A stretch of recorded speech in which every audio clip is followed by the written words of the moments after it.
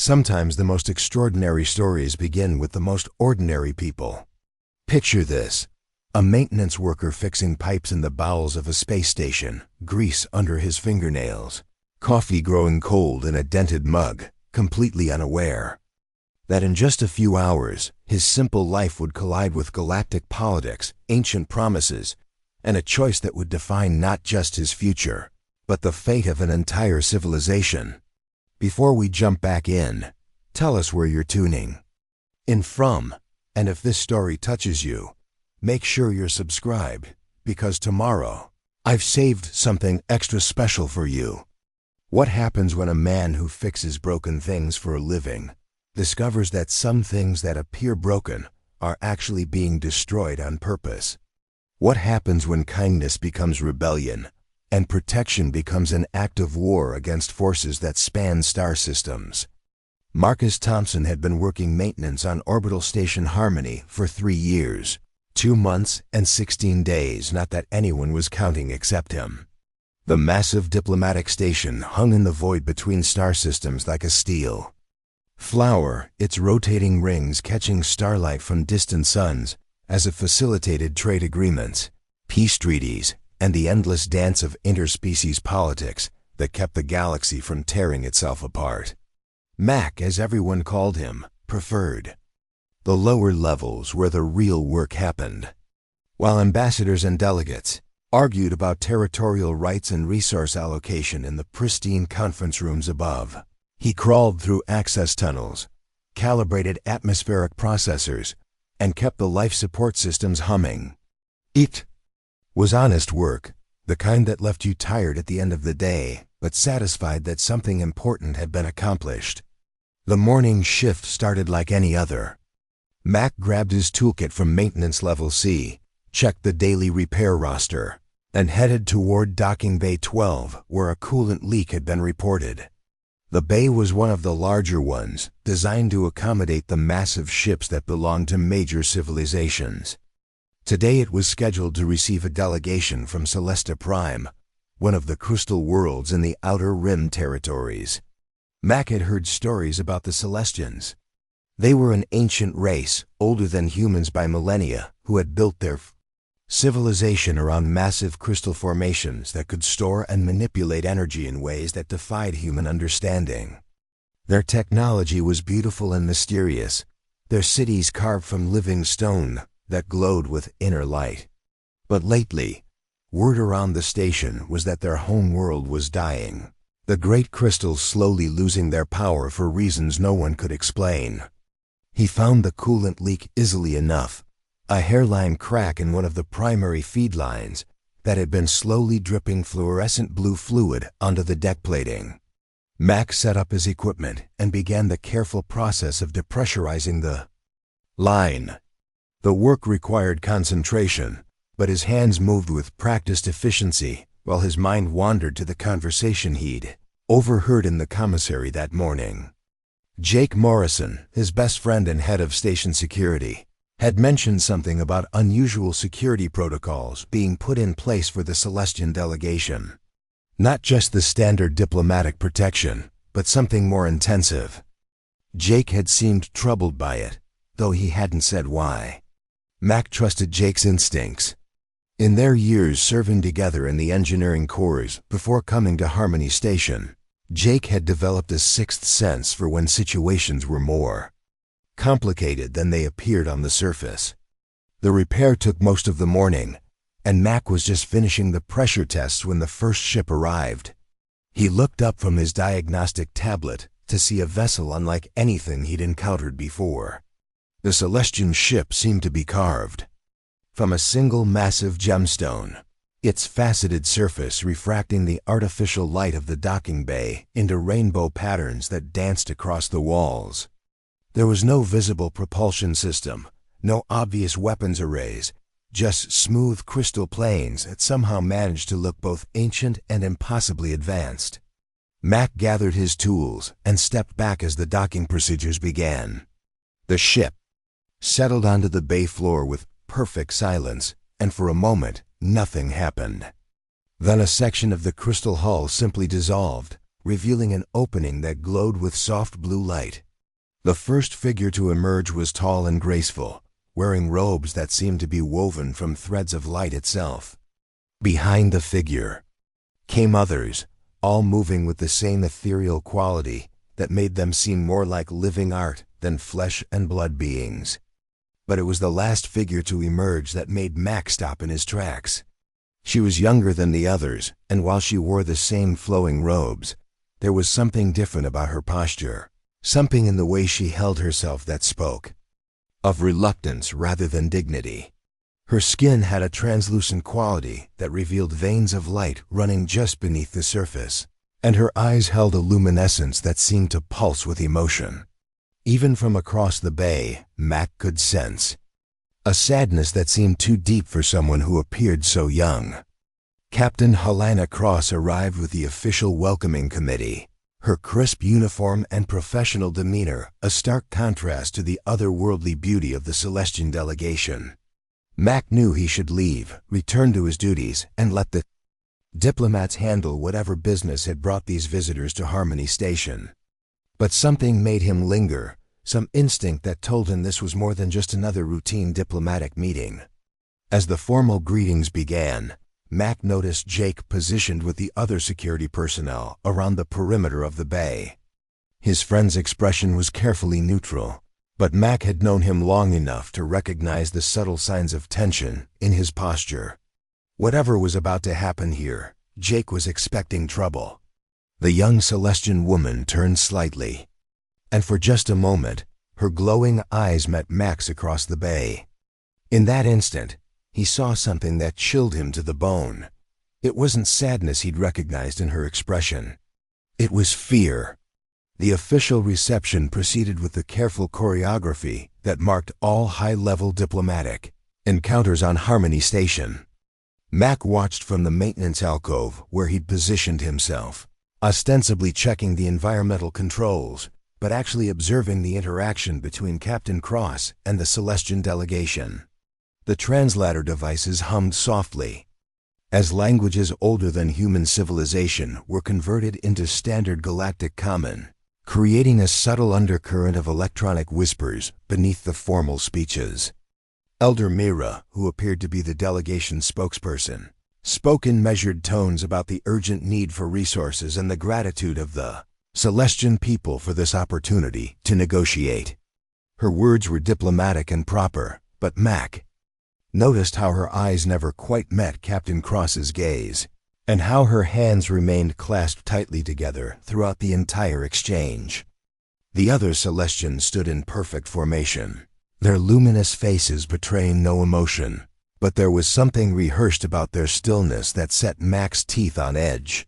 The young woman who had caught his attention remained silent throughout the ceremony, her head bowed in what could have been respect, but looked more like resignation. When Captain Cross formally welcomed Princess Zara to the station, she responded with a brief nod in words so quiet that the translation systems had to amplify them for the recording devices. Mac couldn't understand the Celestian language, but he'd heard enough fear in his life to recognize it in any tongue. As the delegation was escorted toward the station's diplomatic quarters, Mac made a decision that would have seemed ridiculous to anyone who knew him. Instead of returning to his scheduled maintenance rounds, he followed them. Not closely, and not obviously, but he used his knowledge of the station's service corridors and maintenance passages to track their movement through the upper levels. The diplomatic section of Harmony Station was a marvel of engineering and design, with wide corridors lined with viewing ports that offered spectacular views of the star field beyond, and meeting rooms that could be configured for the environmental needs of dozens of different species. Mac had worked in these areas many times, replacing atmospheric filters and calibrating gravity generators, so he knew the layout better than most of the security personnel who usually walked these halls. Preparing and narrating this story took us a lot of time, so if you are enjoying it, subscribe to our channel. It means a lot to us. Now back to the story. He positioned himself in a maintenance junction that allowed him to observe the main diplomatic suite through a service panel. watching as the Celestians were shown to their quarters. Elder Mira spoke quietly with Captain Cross about security, arrangements and meeting schedules, while the other delegation members dispersed to their individual rooms.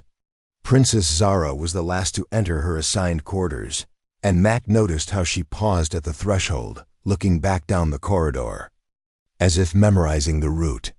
For the next several hours, Mac tried to convince himself to return to his normal duties. He had work to do, systems to maintain, and absolutely no business involving himself in diplomatic affairs that were far above his pay grade. But every time he attempted to focus on a repair task or routine inspection, his mind kept returning to that moment in the docking bay when Princess Zara's eyes had met his, and the unmistakable fear he'd seen there. During his lunch break, Mac sought out Jake in the security office, hoping his friend might have some insight into what was making him feel so uneasy about the Celestian visit. Jake was reviewing duty rosters when Mac arrived, his expression focused but troubled. "Busy day?" Mac asked, settling into the chair across from Jake's desk. Jake looked up and managed a tired smile. "You could say that. This Celestian delegation has everyone on edge. Captain Cross has authorized triple security shifts, and we've had to implement protocols I've never seen before." "What kind of protocols?" Jake hesitated, glancing around the security office to make sure they were alone. "The kind that make it sound less like protection and more like containment. We've been ordered to monitor all communications going in and out of the diplomatic quarters, and there are strict limitations on the delegation's movement within the station. They're not prisoners, exactly, but they're not free to leave either." Mac felt a cold weight settling in his stomach. That doesn't sound like standard diplomatic procedure. "It's not," Jake confirmed, his voice dropping to just above a whisper. "Mac, there's something else. We received a priority message this morning, encrypted at levels that require command authorization to access. All I know is that another ship is expected to arrive tomorrow, and when it does, the security situation is going to change dramatically." Before Mac could ask for more details, Jake's communication device chirped with an urgent message. He read it quickly, his expression darkening. "I have to go. There's been some kind of disturbance in the diplomatic quarters." Mac followed Jake through the corridors leading to the upper levels, his maintenance access allowing him to accompany security personnel without question. When they arrived at the diplomatic section, they found Captain Cross standing outside Princess Zara's quarters, speaking in low, urgent tones with Elder Mira. The conversation stopped abruptly when they approached. "What's the situation, Captain?" Jake asked, his hand resting casually near his sidearm. Captain Cross's expression was carefully controlled, but Mac could see the strain in her posture. "Princess Zara has been experiencing some difficulty adjusting to the station's environment. Elder Mira assures me that it's nothing serious, just fatigue from the journey." Elder Mira nodded in agreement, but Mac noticed how her luminous eyes avoided direct contact with either Jake or Captain Cross. "The princess simply needs rest. The negotiations have been taxing for one so young." Mac found himself speaking before he could stop himself. What kind of negotiations require a princess who looks barely out of her teens? The silence that followed his question was deafening. Captain Cross turned to look at him with barely concealed annoyance, while Elder Mira's expression became even more guarded. Jake shot him a warning look, but Mac had crossed a line he couldn't uncross. "Mr. Thompson," Captain Cross said slowly, "I wasn't aware that maintenance personnel were involved in diplomatic briefings." "They're not," Mac replied, meeting her gaze steadily. "But I've been working on this station long enough to know when something doesn't feel right." Elder Mira stepped forward, her voice taking on a formal tone that somehow managed to sound both respectful and threatening. "The internal affairs of Celesta Prime are not the concern of station personnel. Princess Zara is here of her own free will to participate in negotiations that will benefit both our peoples. Mac was about to respond when a sound came from behind the closed door of Princess Zara's quarters. It was muffled, but unmistakably a cry of distress. Jake's hand moved instinctively toward his weapon, while Captain Cross and Elder Mira exchanged a look that contained entire conversations. "I should check on the princess," Elder Mira said quickly, moving toward the door. "Actually," Jake interrupted, his security training overriding diplomatic protocol, "I think station security should verify that everything is secure." The tension in the corridor was thick enough to cut with a knife. Mac realized he was holding his breath as Jake moved past Elder Mira and activated the door controls. The portal slid open silently, revealing Princess Zara's quarters beyond. The room was elegant and spacious, designed to accommodate Celestian environmental preferences with specialized lighting that mimicked the energy signatures of their crystal cities. But Mac's attention was immediately drawn to Princess Zara herself, who was kneeling on the floor beside what appeared to be a communication device, tears streaming down her luminous face as she whispered desperately in her native language. She looked up and saw them standing in the doorway. The fear in her eyes was no longer hidden behind diplomatic courtesy. It was raw, desperate, and absolutely terrifying in its intensity. Princess Zara looked up at them with eyes that held the desperation of someone who had given up hope of rescue but couldn't stop trying anyway. The communication device in her hands was clearly of Celestian design, its crystalline surface pulsing with fading light, as if its power source was nearly depleted. She spoke rapidly in her native language, the words tumbling over each other in a rush of panic and pleading. Elder Mira moved swiftly into the room, her diplomatic composure cracking for the first time since their arrival. She spoke sharply to Princess Zara in Celestian, her tone carrying unmistakable authority and warning. The young princess fell silent. Immediately, lowering her eyes and setting the communication device carefully on the floor beside her. Princess Zara was simply trying to contact her father, Elder Mira explained, turning back to face Captain Cross and the others. She wanted to assure him that we arrived safely. The device malfunctioned, which caused her distress. Mac studied Elder Myra's face as she spoke, noting the subtle tension around her eyes and the way her hands trembled almost imperceptibly. Everything about her body language screamed deception, but it was Princess Zara's reaction that convinced him something was terribly wrong. The young woman had not just been startled by their entrance. She had been terrified of being discovered. Jake stepped further into the room, his security training making him automatically assess potential threats and escape routes. "Princess, are you unharmed? Do you require medical attention?" Princess Zara looked up at him, then at Mac, and for a moment it seemed as if she might speak. But Elder Mira's sharp intake of breath caused her to lower her gaze again, and she shook her head silently. Captain Cross moved to diffuse the tension. "I'm sure the princess is simply tired from her journey. Perhaps we should allow her to rest before tomorrow's proceedings begin." "Tomorrow's proceedings?" Mac found himself asking, despite Jake's warning glance. Elder Mira's expression became even more guarded. "The treaty negotiations, of course. Princess Zara will be participating in the formal ceremonies that will establish new trade agreements between our peoples." Something in the way she said participating made Mac's skin crawl. He had heard that tone before, in the voices of people describing transactions rather than choices. His father had used the same inflection when talking about livestock sales. Back on the farming colony where Mac had grown up. "What exactly does her participation involve?" Mac pressed, ignoring the increasingly urgent looks Jake was giving him. Captain Cross stepped forward, clearly intending to end this line of questioning. "Mr. Thompson, I believe you have maintenance duties that require your attention elsewhere."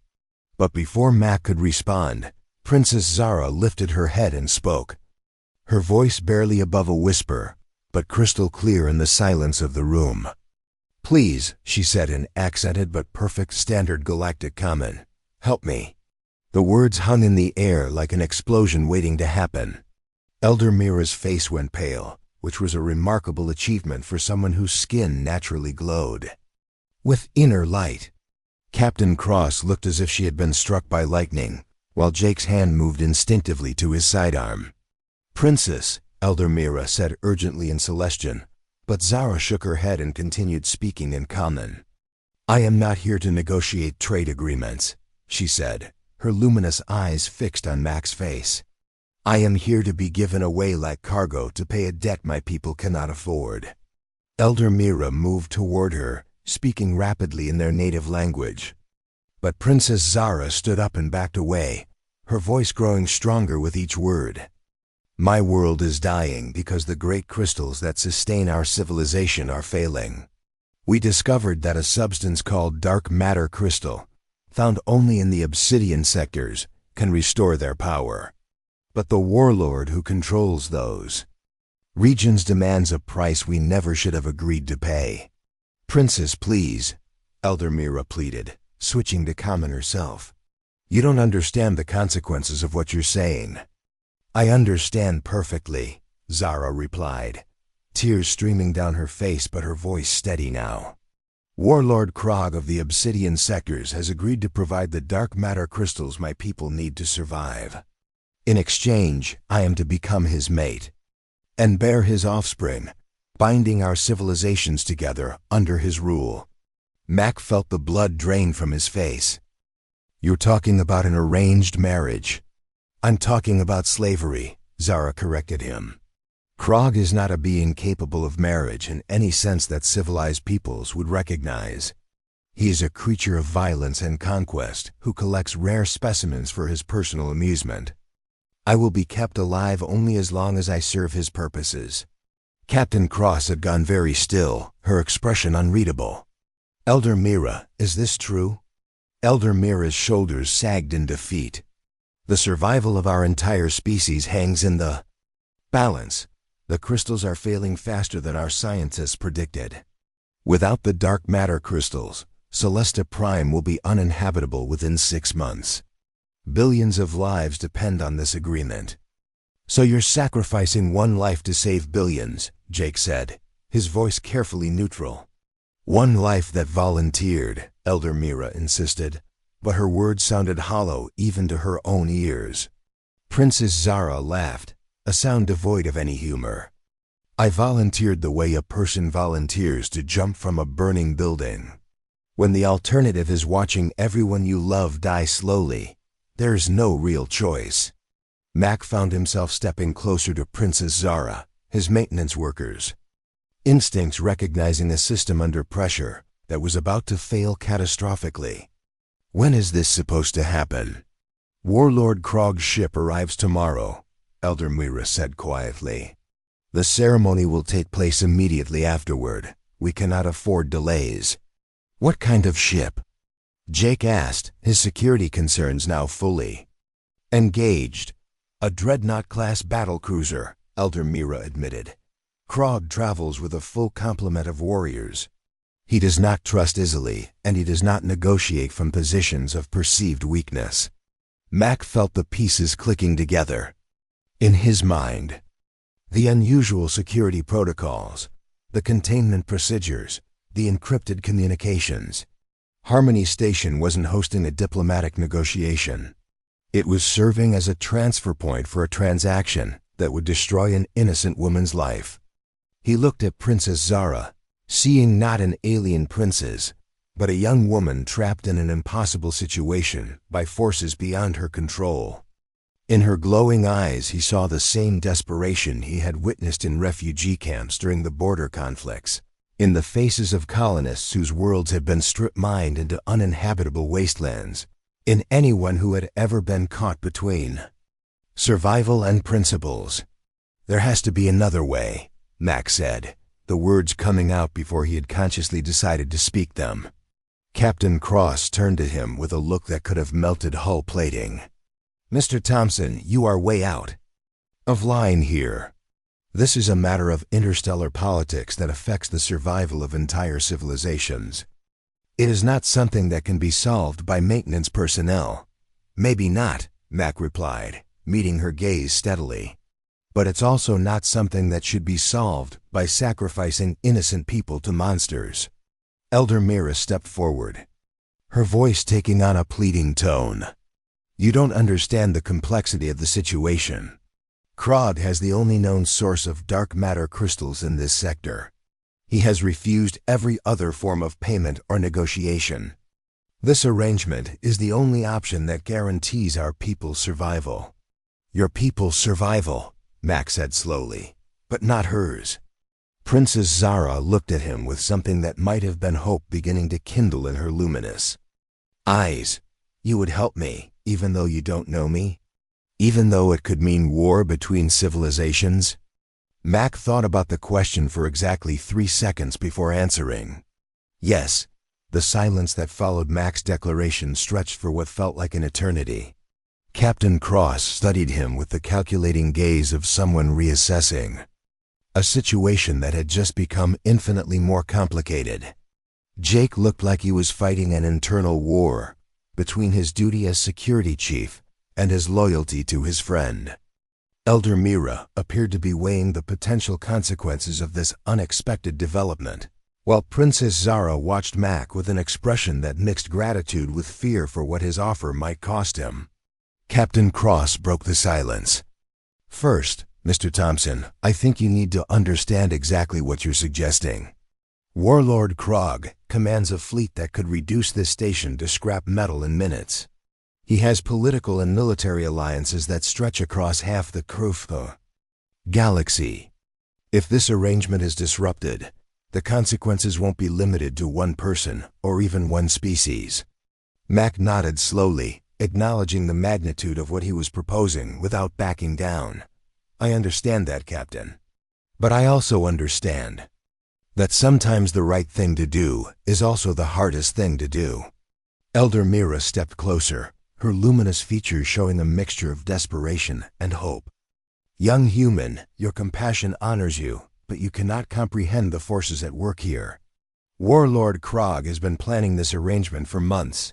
He has already deployed advance scouts to ensure that the transfer proceeds without interference. Even now, his ships are positioning themselves throughout this sector. Tell me about him, Mac said, his practical mind already working on the problem. What kind of being are we dealing with? What are his capabilities, his weaknesses? Princes. Zara moved to the viewing port that looked out into the starfield beyond the station. Krog is not entirely biological, she said quietly. His species evolved on a world with gravity 3 times what most humanoids can tolerate.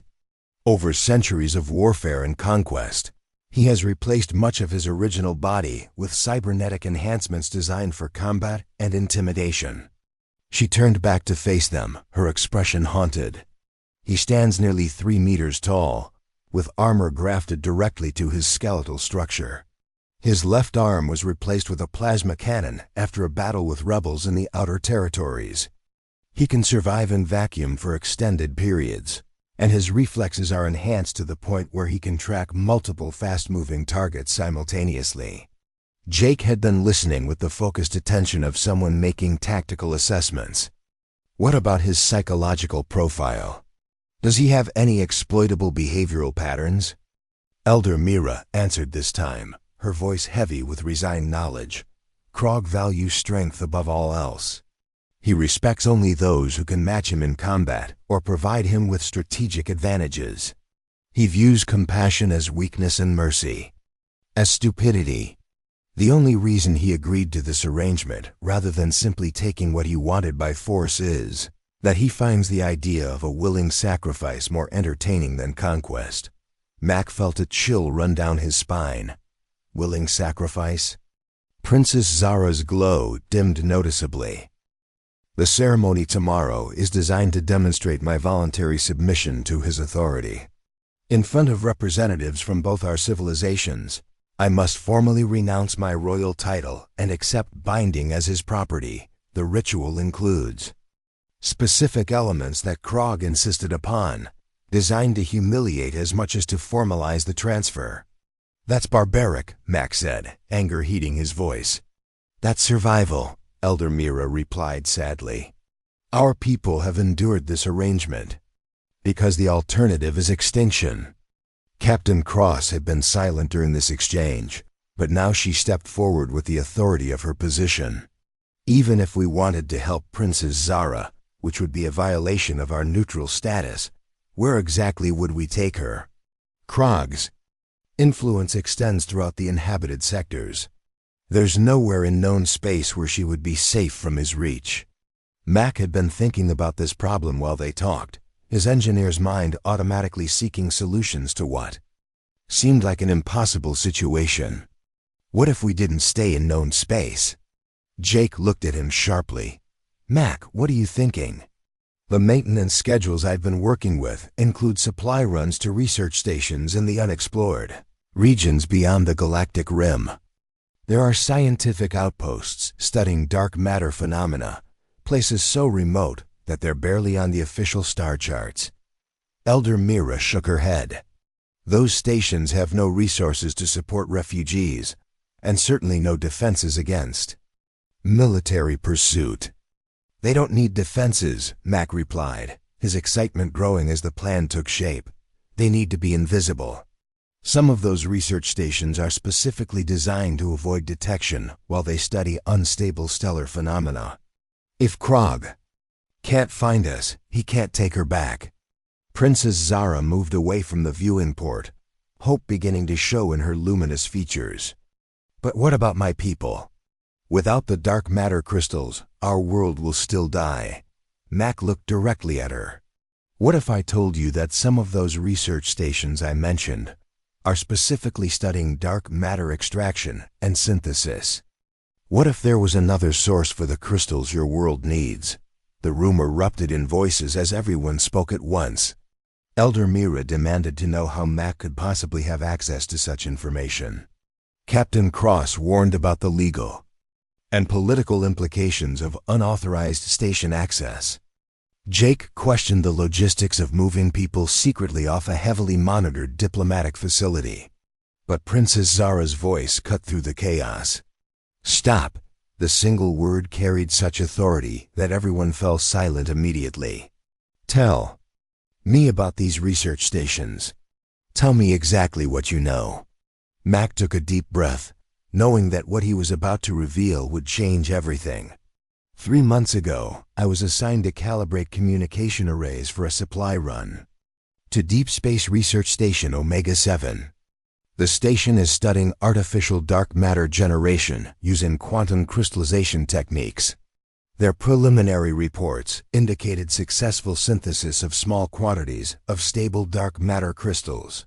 Elder Mira's expression shifted. From skepticism to intense interest. Artificial synthesis? That's theoretically impossible.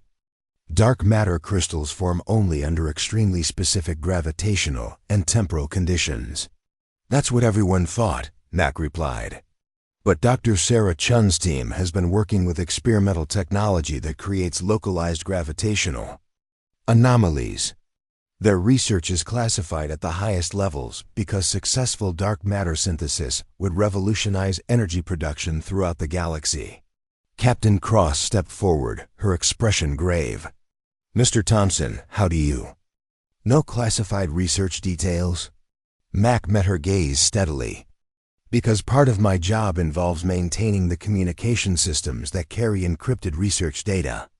I don't read the content, but I see the headers, the classification levels, the destination codes. When you work maintenance on a facility that handles sensitive information, you learn to recognize patterns. Jake was studying his friend with new respect. Mac, you're talking about stealing classified research data and transporting refugees to an unauthorized location using station resources. That's not just breaking regulations. That's treason. I'm talking about saving lives, Mac replied. Firmly. Both Princess Zara's life and the lives of billions of Celestians who will die if their world becomes uninhabitable. Princess Zara moved to stand directly in front of Mac, her luminous eyes searching his face. Why would you risk so much for someone you just met? Your people have no obligation to mine. This conflict is not your war. Mac thought about her question, considering the various answers he could give. He could talk about moral obligations, about the responsibility of those with power to protect those without it. He could mention his military training and the oath he had taken to defend innocent life. But in the end, he gave her the simplest and most honest answer he could find. Because it's the right thing to do, he said quietly. And because nobody should have to face something like this alone. The words hung in the air like a challenge to the universe itself. In that moment, Mac realized that he had just committed himself to a course of action that would either save two civilizations or destroy everything he had ever worked to build. The plan they devised was audacious in its simplicity. While Elder Mira reluctantly agreed to maintain the pretense of cooperation with Warlord Krog's arrival, Mac and Jake would use their access codes to requisition an emergency transport pod. Under the guise of routine maintenance operations, Princess Zara would be smuggled aboard during a planned power fluctuation that Jake could trigger from the security station. When Krog's massive dreadnought emerged from hyperspace the next morning, its dark hull bristling with weapons arrays, Mac was already guiding the transport pod through the asteroid field that surrounded Harmony Station. Princess Zara sat beside him, her luminous features calm for the first time since he had met her. The journey to Research Station Omega-7 took 18 hours through hyperspace corridors that weren't on any official navigation charts. When they arrived, Dr. Chun's team welcomed them with a mixture of scientific curiosity and humanitarian concern. The artificial dark matter crystals were real, and more importantly, the synthesis process could be scaled up to meet Celesta Prime's needs. 6 months later, Mac stood on the observation deck of the research station, watching Princess Zara coordinate relief efforts for her homeworld. The crystals were working, her people were safe, and Krog had moved on to easier targets. She turned to smile at him, her eyes bright with gratitude and something deeper that made Mac realize he had found exactly where he belonged.